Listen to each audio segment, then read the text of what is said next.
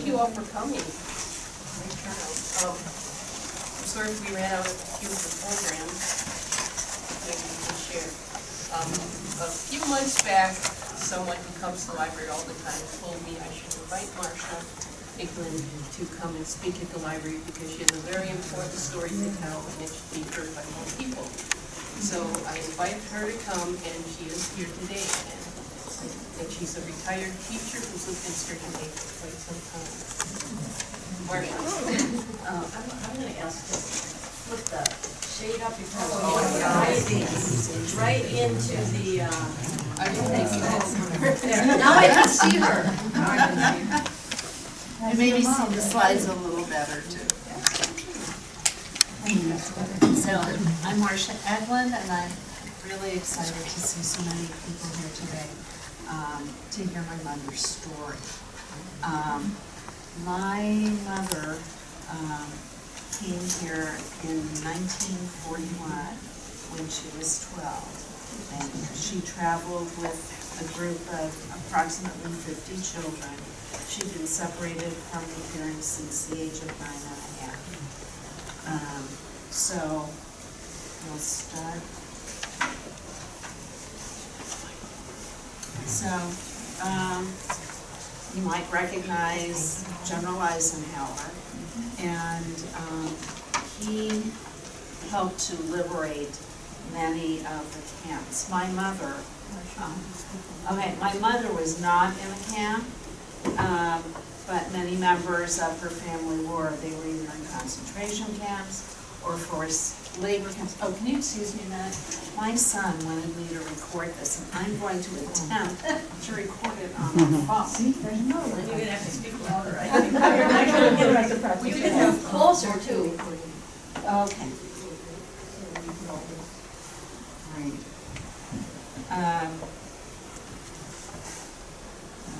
Now I can't find voice recorder.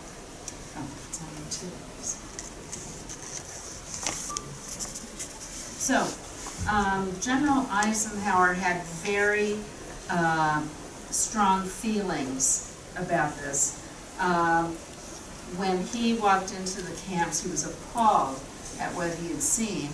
And this is as timely now, maybe even more timely now, than it was 70 plus years ago. He said, get it all on record now. Get the films, get the witnesses, because somewhere down the road of history, some bastard will get up and say that this never happened. And that's exactly what's happened and continues to happen. And we see it around the world. It may not be something that's directed at Jews, but everywhere you go, someone is the victim of someone else. And this was something that was very dear to my mother's heart. She never really spoke much about what happened to her and what happened to her family.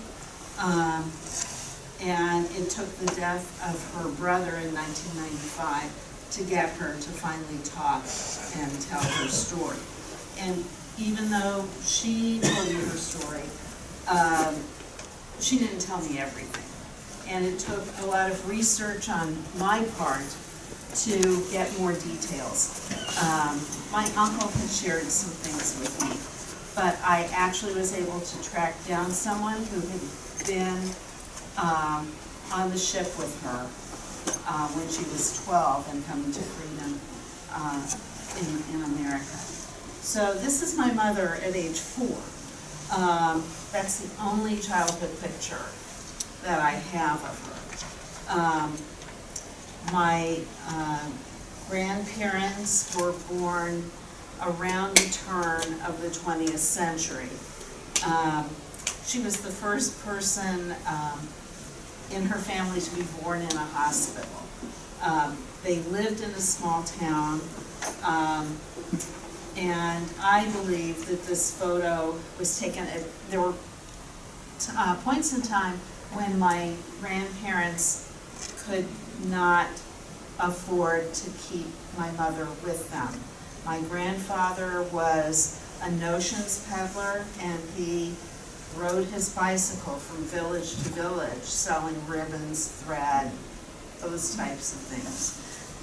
So she would go to live with relatives who were better able to house her and make sure that she received an education.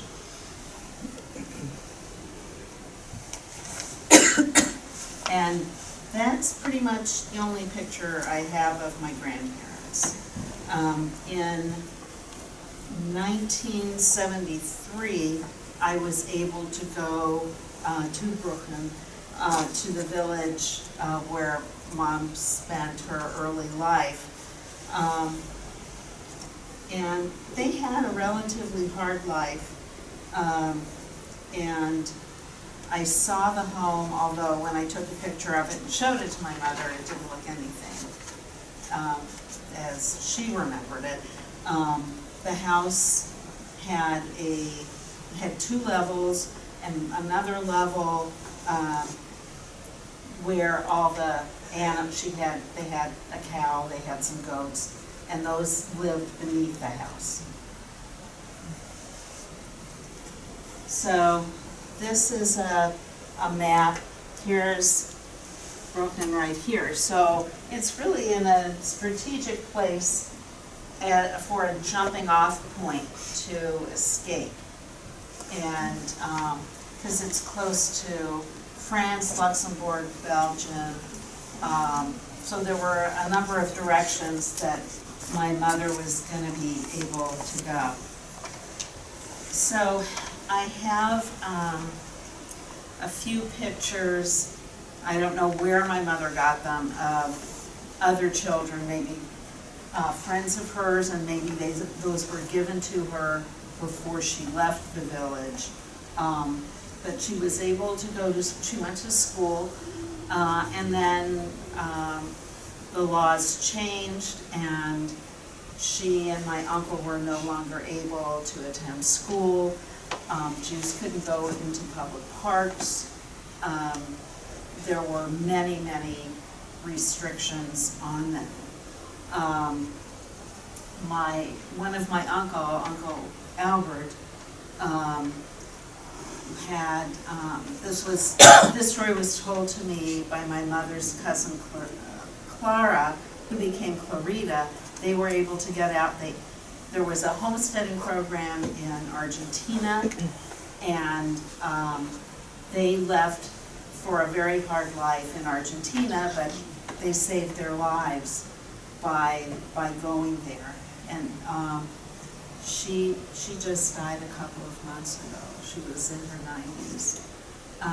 So Uncle Albert was walking home from his work, and he was confronted by this child, a school child, who started yelling at him and calling him horrible names, and the child spit on him. And my great-uncle's reaction was to slap him. And when he got home and he told the story, the whole family was very worried about what the repercussions were going to be. And the next day, the school teacher, who was the head of a Hitler youth group, rounded up all the children from the school and took them to my uncle's house. And they shuttered their windows. The children were encouraged to yell racial, ethnic slurs. They were throwing stones at the house. And it was shortly after that that my uncle and his family left the town. Okay, as things were getting worse, my grandparents knew they had to do something. They couldn't save themselves. They knew that they just have to try to survive the war. My uncle, my mother's older brother, had been in a school in Mannheim. He was an exceptional student, and there was a gentleman in the town who had paid his tuition to go to this school, and then he was 15 years old and could no longer go to school. My grandparents felt that he would be better able to take care of himself than my 9-year-old mother. So this little book was put together for her, and in it, it was like an autograph book, but people wrote her messages. And this one was from a next door neighbor.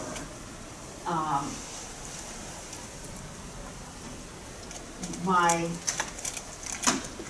mom's cousin lived in Israel. I basically photocopied the little book. I used to bring it to my presentations, but it's in such poor condition. I keep it at home.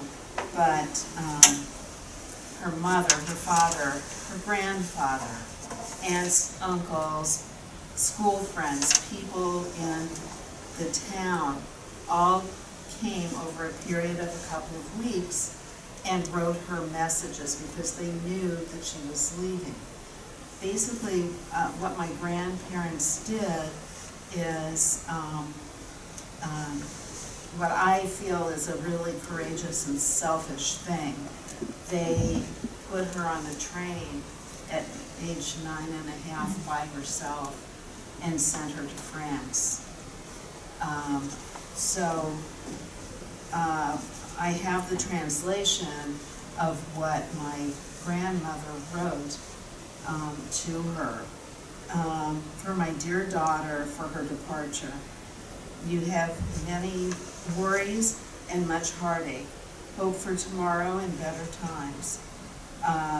No need to cry until your eyes turn red. God knows his own and knows that you are in trouble.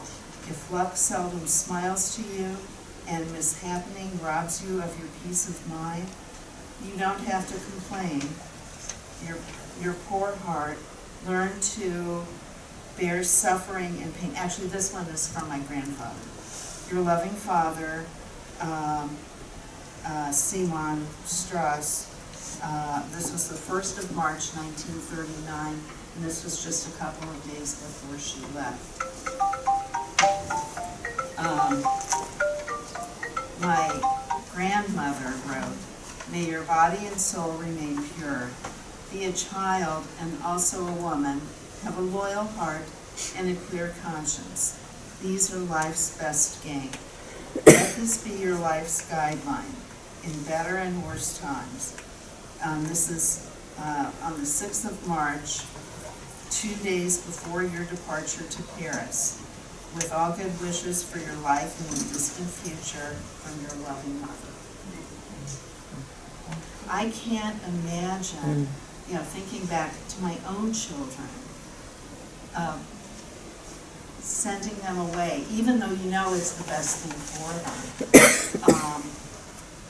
to hope that the people on the receiving end are going to take care of her and to know that you might never see your child again. And she was 9.5 years old. I have a few more letters, which you're welcome to look at if we have some time at the end of the presentation. So, she left for a suburb of Paris. The Baron Rothschild had several homes that he turned over to agencies who were taking in Jewish refugee children. And there were several in the Paris area. And she went to this one, and I had read a document from another woman who was at the school at the same time my mother was. Their purpose was to provide a safe haven for the children, educate them, and try to get them out of Europe to other countries. Unfortunately, the resources were limited, and many countries, including the United States, shut the doors on Jewish immigration. I don't know how many of you know of, there was a book and then a movie written from the book called The Voyage of the Damned. And it's the true story of the SS St. Louis. And people paid huge sums of money to take this boat and go to Cuba. They all had visas to go to Cuba. They got to Cuba, and things had changed. They weren't allowed to get off the boat. And they're people without a country. So the closest place to come was the United States. The boat docked in Miami. They were not allowed to get off the boat. The U.S. said no. And all these people ended up going back to Europe. And many of them perished in the camps, some of them children. Some of the children, there were about 50 who came to the Villa Helvetia, where my mother was, and spent some time there, and then were transferred to other children's homes. Okay, over there, up there, that's my mom's suitcase. I can't believe the condition it's in. It's in excellent condition, considering that it has traveled from Germany to Paris, to Vichy, France, across the Atlantic Ocean, to New York, and eventually to Kansas City. My mother passed away 14 and a half years ago, and we were doing hospice at home, and one of the last things she asked me was where her suitcase was.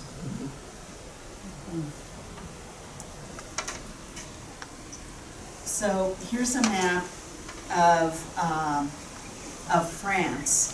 So my mother came to Paris, and they were safe for a while until the Germans came to France. And one of the things that happened was the children were no longer safe. So they traveled to Vichy, France, Free France. Well, free is, it's a matter of interpretation. But she went there, and she was in an area not far from Limoges. And she was there for a while. There were 3 children's homes in that area, and she was in one that had farm animals. So the children went to school. They were responsible for the gardens and the care of the animals. And things started to change again. That's out of order, but that's where she stayed in Paris. It's a police station now, but several of the people went back about 16 years ago, and they were able to, the place is closed to the public, but they were given a special tour so they could go back and see where they had lived.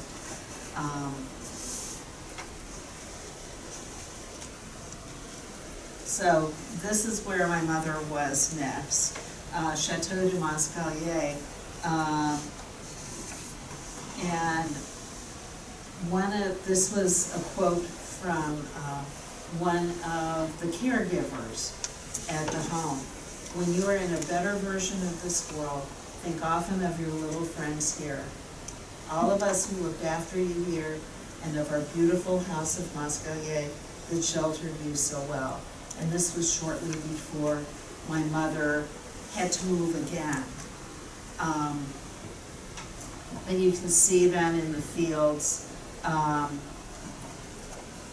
So eventually my mother had to get out of France, and the French government, or the Vichy government, said that they really only wanted to take children ages 12 and under because they thought they would have a better chance of receiving foster care when they came to the United States. However, if a child was picked who was 12 or under and they had older siblings who were living at this home, they were allowed to come as well because they did not want to separate families.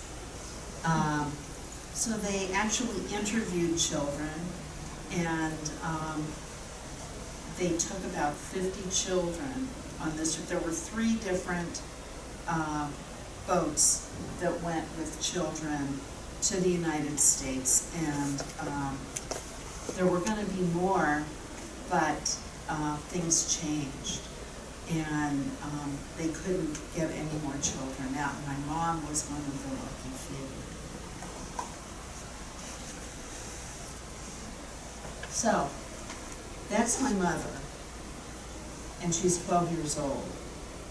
She doesn't look like any 12-year-old. And I just look at the profound sadness in her eyes. So they went to Marseille first. They needed to get special travel documents to come to the States. They were stateless people, and it took a month to get the documents, and they still weren't sure that they'd actually get out of France. The name tag that my mother wore, this is it, says that she's leaving from Lisbon on the Nyassa, which actually isn't the boat that she left on. But they had this month, and from what I've read from other people who were in her group, they did most of the things they could at night. They didn't want to be out on the streets during the day. I used to bring this as well. I need to find a paper conservator and a bookbinder so that these artifacts continue to exist. I think it's really important that they do. So one of the people that I got my information from was the little blonde-haired kid on the right. His name is Ralph Moritz, and his little friend is Wolfgang. Well, they actually started their journey in Berlin and were in a children's home there. And eventually they made it to Limoges and were in a neighboring home. Ralph, my mother blocked out a lot of the things, or just wasn't able to tell them. Ralph talked a lot, and I actually met him online because he had posted something about the Serpa Pinto, which is the boat that they came over on. So this is a copy of Ralph's affidavit that gets into the States.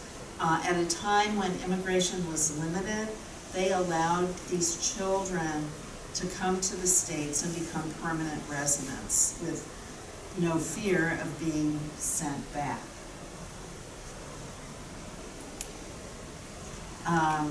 So they left Marseille, and while my mother had been in these two different homes, she had received some communication from her parents.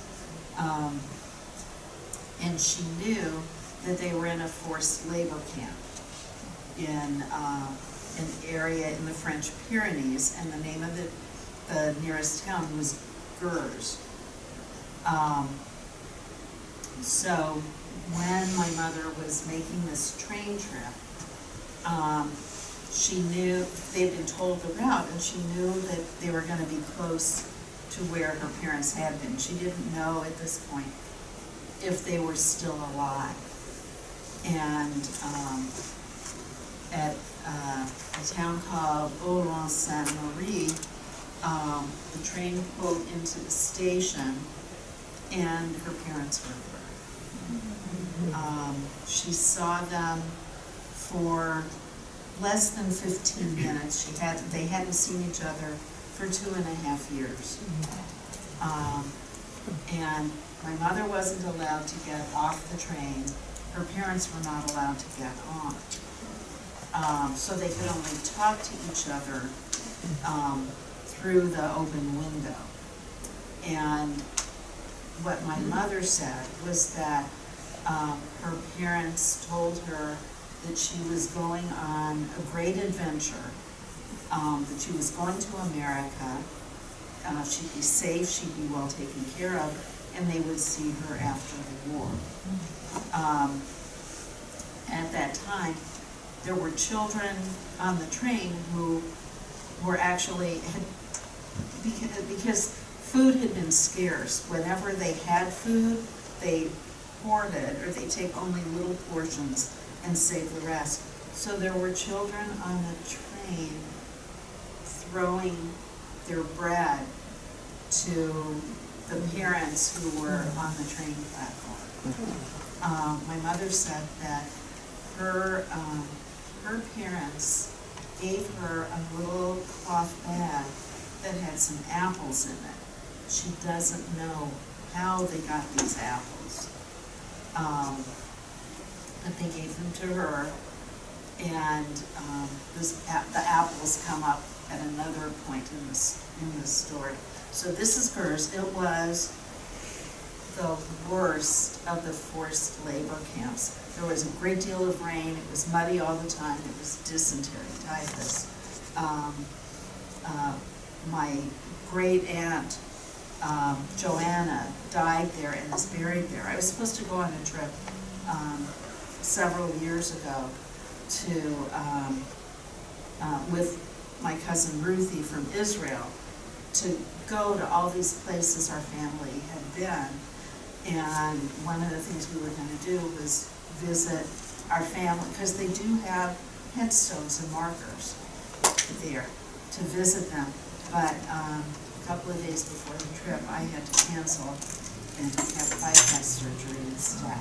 So it's my hope to be able to do this sometime in the future. I think it's really, it's important to me to go and visit these places.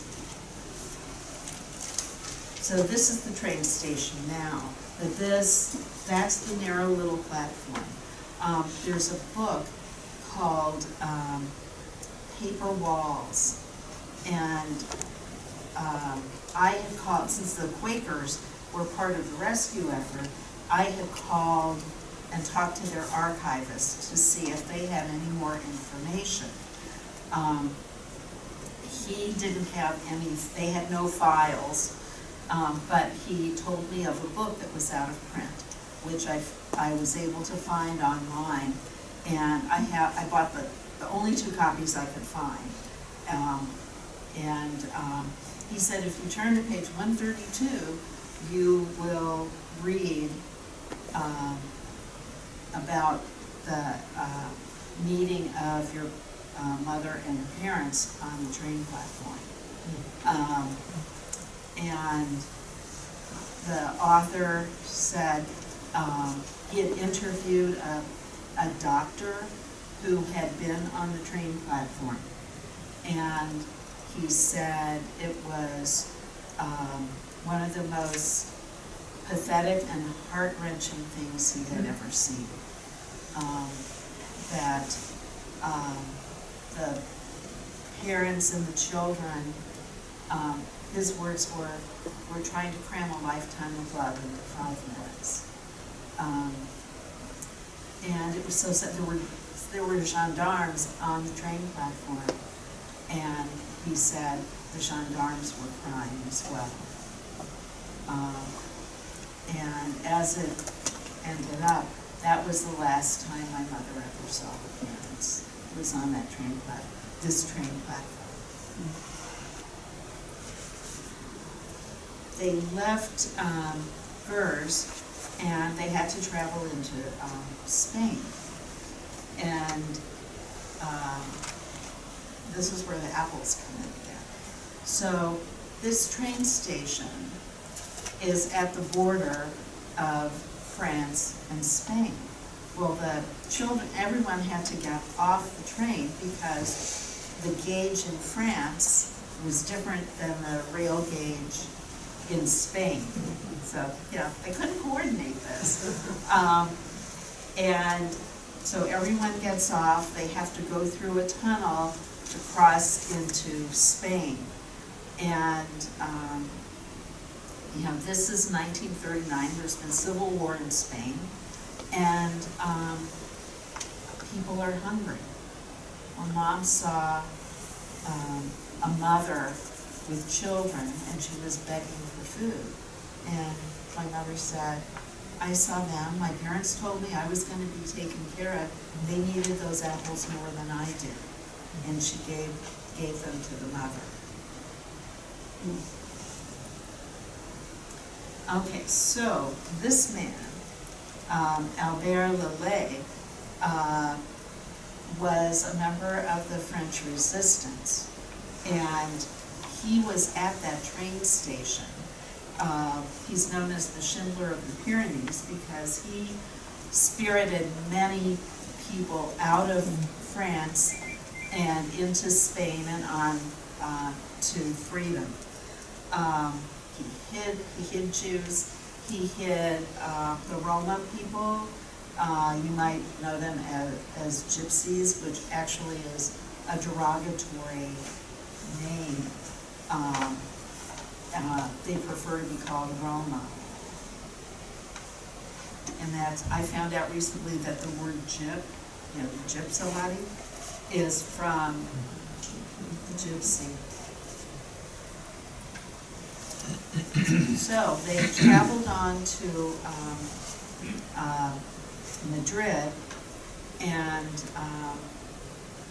most of this, my mother said, well, we stayed somewhere, but I really don't remember. And it was through Ralph that I was able to find out more of the story. And he told us that they were treated so well in this, when they went to Madrid. It was only overnight, but the children were in rags. They had shoes, but they were falling apart. There were women who took care of them. Some of them were nuns. They got bathed, they got new clothes, and then they continued on the trip because they needed to get to Portugal. And they were met by an American couple who chaperoned them on the rest of their trip. And this is where they stayed in Lisbon. And the building is still there, the school's still there, and they ended up staying there for a week. And Ralph said it was one of the most idyllic parts of their long journey. But he said they were well fed, you know, they had books to read, things that they hadn't been able to do for quite a while. They were free to walk wherever they wanted. something they hadn't been able to do for a long time. So Ralph passed away several years ago. He had cancer, but before he died, he put his story online. And they got up at they were awakened at 2 in the morning. And he remembered most things very clearly. So they left Lisbon, heading for America. There were about 50 kids, about 600 people total on the Serpa Pinto. And they slept in bunks in the bow area of the boat. The bunks were stacked 4 high. And they were all very excited. They all got seasick. He said, we were so excited, and then we all got sick. So this is the Serpa Pinto. So they weren't very far into their travel, and they were, Ralph said he would stand all day, if he could, on the bow, just watching the water break at the bow, and he would just look. He was amazed by everything. And he was at the bow, and all of a sudden there was sound, and this U-boat popped up. And they hailed the captain and asked him, commanded him, to bring a boat and get the U-boat captain. They were boarded. Now the kids had to wear their life jackets 24/7, and they had lifeboat drills multiple times a day. So when this happened, everybody had their life jackets on. They went to their assigned lifeboats because they didn't know what was going to happen. And that was one thing my mother said. She was very afraid. And the naval officers board the ship, and they, other than the children didn't have to stop and have their documents checked, but everybody else did. They were told to go to Casablanca, and they were followed by the U-boat. They spent several days there. They were looking for spies, for wanted people. They found nobody, and then they let them go. And Ralph said there were children at the pier. They would throw the bread to the kids, and bread wouldn't quite reach the dock, but the kids would dive in and go after the bread. So they get to leave, and then they were rudely awakened one morning by a blast, and it was a British naval destroyer that fired a shot across their bow. And once again, they had to go to the port. They had to go to Hamilton, Bermuda, and they had to go through this whole process again. And it was very hard. They were running out of food. When government officials in Bermuda realized that there was nobody there they needed to worry about, they actually replenished their food and water so that they had enough to get to New York, because now they were really behind schedule. A trip that should have taken a few days had taken now 2 weeks.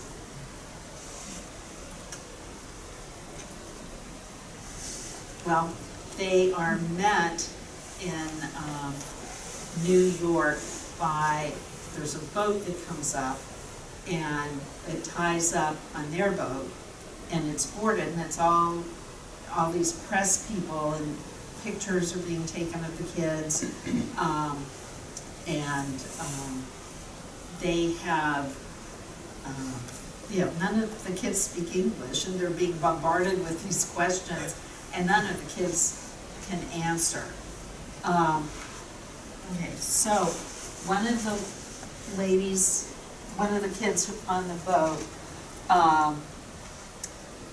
had a copy of this magazine, and so she sent it to my mother, and it's really hard to tell on here, but there's this girl right here turning around. That's not my mother, but right there. And I knew as soon as I saw it, I knew that was my mother, because there's her eye, and there's her hair, and when my mother gave that to me, she said, there we were, and she said, that girl had to stick her head out. And it's funny that that was one thing she remembered. But and now I have the picture.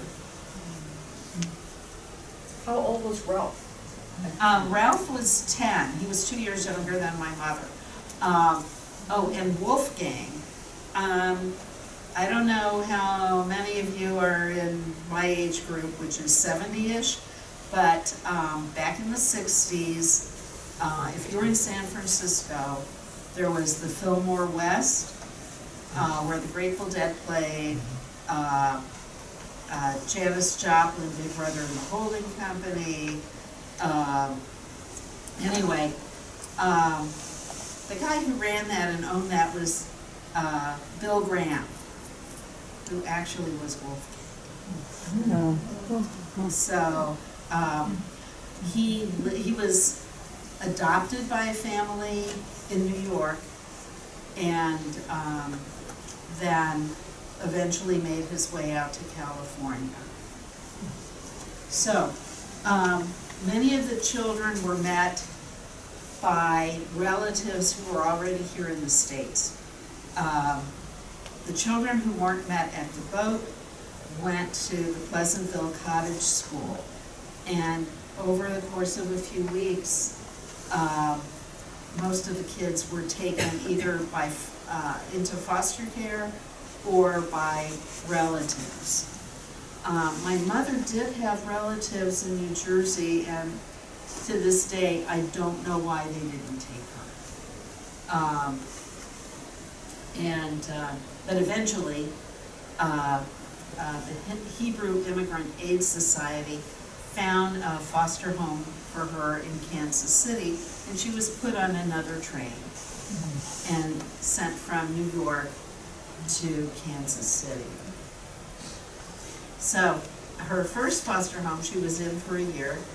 My mother had grown up in an Orthodox Jewish home, and these people were not observant, and she never felt comfortable there. So her social worker knew she was unhappy, and she went to a Jewish women's group meeting at a synagogue, and she made a plea to find someone who would be willing to take my mother. Those people were Clara and Hyman Brand, and that's their son Arthur in the middle. Well,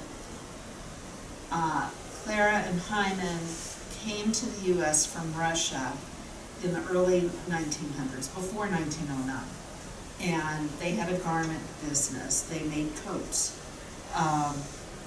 They also opened their home to their extended family, and they had other relatives living with them. Well, one of those relatives happened to go to that meeting.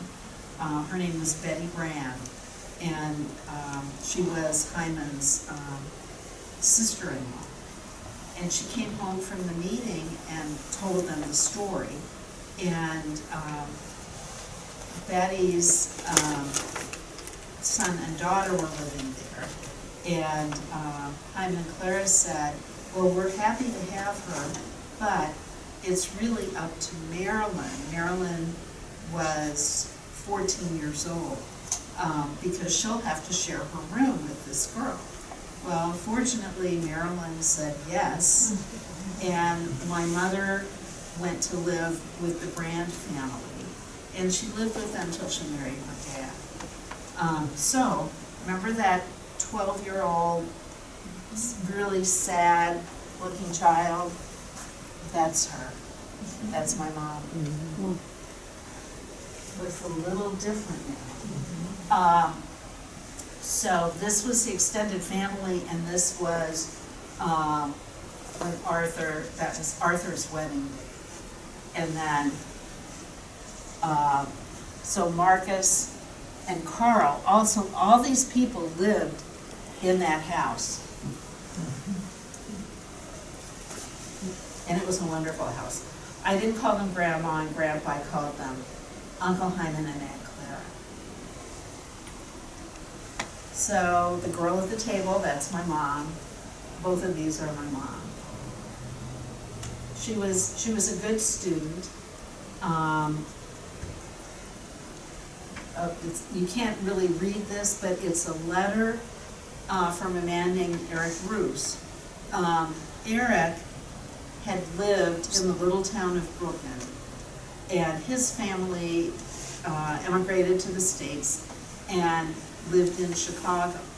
He joined the American forces and was stationed in Europe. And at the end of the war, he started looking for any family that might have survived, and he found my uncle, my mother's brother.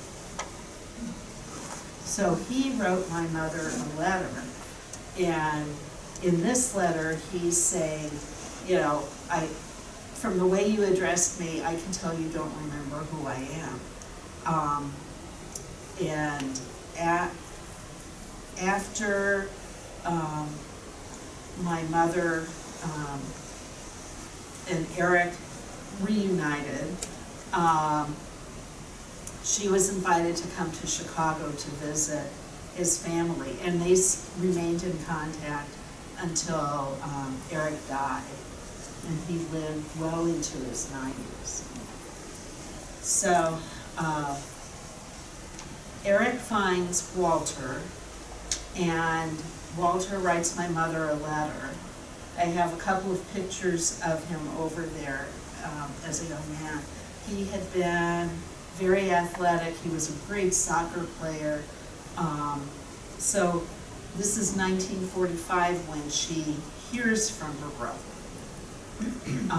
But it takes until 1948 for him to make it to the States. And in the meantime, he's in a displaced persons camp, and many of those DP camps were actually, had been concentration camps or labor camps. And so they're free, but they're still in the same place. So in 1947, my mother's 18 years old, and a gentleman asked her out, young guy asked her out, it's Thanksgiving, asked her to go to a roller skating party. And she said, well, I really, really don't care for Gus. And Aunt Clara said, you know, go with him anyway. You'll have a good time and you might meet people. Well, she met my dad. And my dad went home that night, because he was 28 years old, 27 years old. And he was living at home, and he woke my grandmother up and said, I met the girl I'm gonna marry. And so they went out a couple of times. He asked her to go steady, and my mother's version of the story was, I don't go steady. And he said, fine, will you marry me? This is like 2 weeks after they met, and a couple of months later, they were married. So this is their wedding party. This was his best man, Joe Firestone, and his daughter and I were best friends. Our families went on vacations. That's my paternal grandpa, grandma. That's my Aunt Joey, who is the only one in this picture who is still living. And she is 93. My dad, obviously my mom. That's her brother, Walter. My Aunt Malvina, his bride. Her cousin Edith, who was now in Chicago. And then Clara and Hyman. And Walter always had a positive attitude. My Aunt Malvina was in a number of mental institutions. She and her sisters came from Romania and Hungary, and they had horrible things happen to them. Among them, they had all been raped multiple times by Nazis and by Hungarian soldiers. So my parents, my dad at that time was a little on the heavy side, and his best friend from high school had married earlier and had a 5-year-old who, as they're walking down the aisle together, Nancy yells, "Hey, fatty," and people thought she said, "Hey, daddy." Oh. So he had to explain it to "Hey, daddy." So that's me and my mom, and I'm the oldest of 3 girls, and those are my 2 younger sisters. Marion is in Colorado, Marlene's in Arizona. And my mother made a gift to the Jewish Community Foundation. There is a Jewish day school in Kansas City that used to be called the Hebrew Academy. It was founded by Hyman Brand, her foster father. And so she took an annuity and made it into a charitable gift trust to the Hyman Brand Hebrew Academy. And she said, "I want children to be able to attend this school, even if their parents can't afford it." So my mother lives on in doing this for people who might not otherwise be able to do so. So that's the last picture I have of my mother. So she was 75 in that picture. So that's my grandma and other members of the extended family. But my grandmother, when my grandmother and grandfather arrived at Auschwitz, they had been transported from Gurs to Drancy, which was a transit camp, a transit station, and most of the people who left Drancy went east to Auschwitz. There was no record. There was a record of my grandma going there. There was no record of her being at Auschwitz, which meant that she was selected after they got off out of the cattle cars, and she went this way, and my grandfather was sent that way, and that was the end of my grandmother. My grandfather was forced to work again And what we do know is that he had typhus. Given the conditions there, many people had typhus and died, and that's what happened to him. One thing about the Nazis is they kept great records. I went to Auschwitz in 1999, and they, in this main office, you can go in and they will look up your relative. And actually we did not know until 1964 for sure that they had perished. So I'm sure some of you have heard this before. First they came for the communists and I did not speak up because I was not a communist. Then they came for the Jews and I did not speak up because I was not a Jew.